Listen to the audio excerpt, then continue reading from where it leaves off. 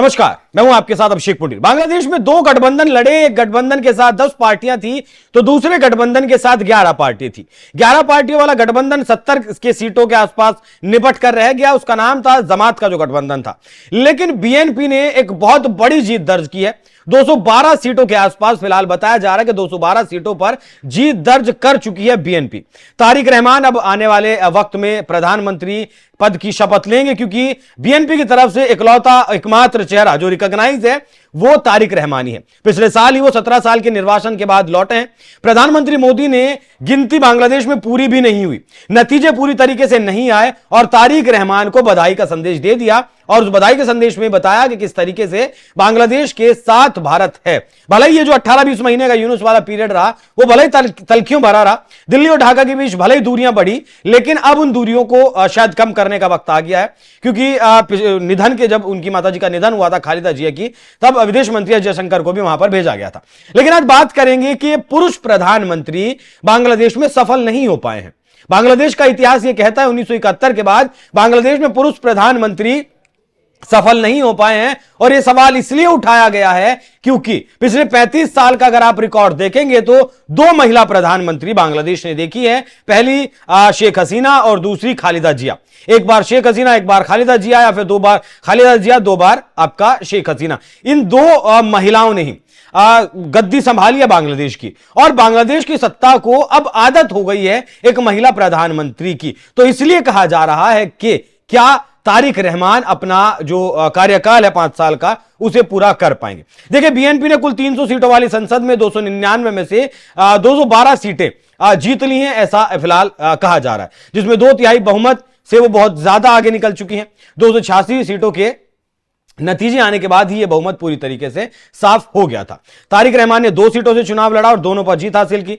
यह चुनाव 20 साल बाद बीएनपी की बड़ी जीत है और खालिदा जिया के निधन के बाद उनकी पहली बड़ी सफलता भी है।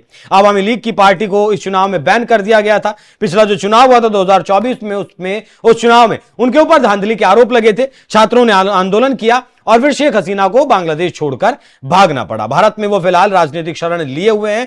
आवामी लीग के बिना ये चुनाव हुआ। हालांकि आज भी चुनाव 2 पार्टियों के बीच हुआ। पहले बीएनपी और आवामी लीग के बीच होता था, अब बीएनपी और जमाते इस्लामी के बीच हुआ है। तो तारिक रहमान की स्थिति क्या है?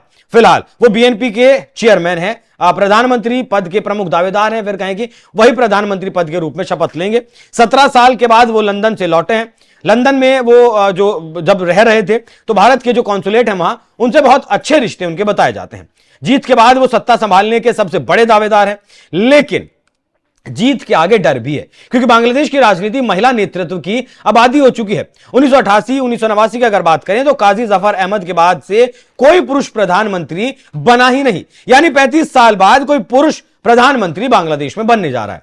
पिछले 35 सालों में शेख हसीना और खालिदा जिया ने बारी बारी सत्ता संभाली है और जनता ने महिला नेतृत्व को बहुत मजबूती के साथ निर्णायक भूमिका भी दी है और जनाधार भी दिया है। इसीलिए मतलब कोई भी कहें कि ऐसी कोई सरकार नहीं आई जो बीच में अपना कार्यकाल पूरा ना कर पाए। स्पष्ट बहुमत दोनों को, वो खालिदा जिया को दिया तो भी स्पष्ट बहुमत दिया और जब शेख हसीना को दिया तो भी स्पष्ट बहुमत दिया है। बांग्लादेश की आजादी 1971 में हुई, ये बात आप जानते हैं। राष्ट्रपिता शेख मुजीबुर रहमान बने वहां पर, वो पहले प्रधानमंत्री बने और फिर राष्ट्रपति भी बने। 1975 में उनकी हत्या कर दी गई। उसके बाद पुरुष प्रधानमंत्रियों का दौर रहा, लेकिन वो अपना कार्यकाल पूरा नहीं कर पाए। ताजुद्दीन अहमद की बात करें तो 72-73 कुछ दिन रहे। मोहम्मद मंसूर अली 73 से 75 तक रहे। शाह अजीजुर रहमान 79 से 82 तक रहे।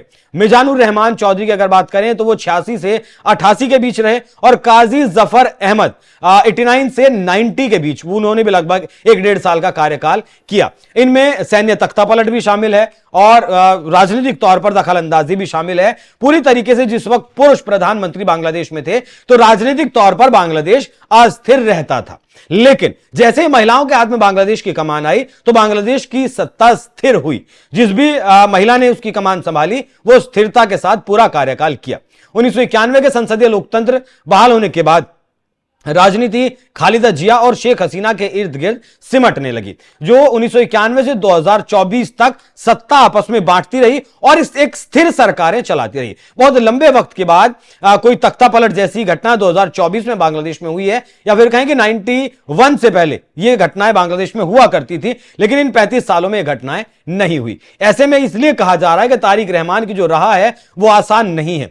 वो आसान एक तो इसलिए नहीं है कि बांग्लादेश की राजनीति को महिला प्रधानमंत्री की, महिला नेतृत्व की वो आदी हो चुकी है, पुरुषों की वो आदी नहीं है। दूसरी बड़ी समस्या है आर्थिक समस्या, जिसमें महंगाई, बेरोजगारी और निवेश में बहुत ज्यादा सुस्ती है।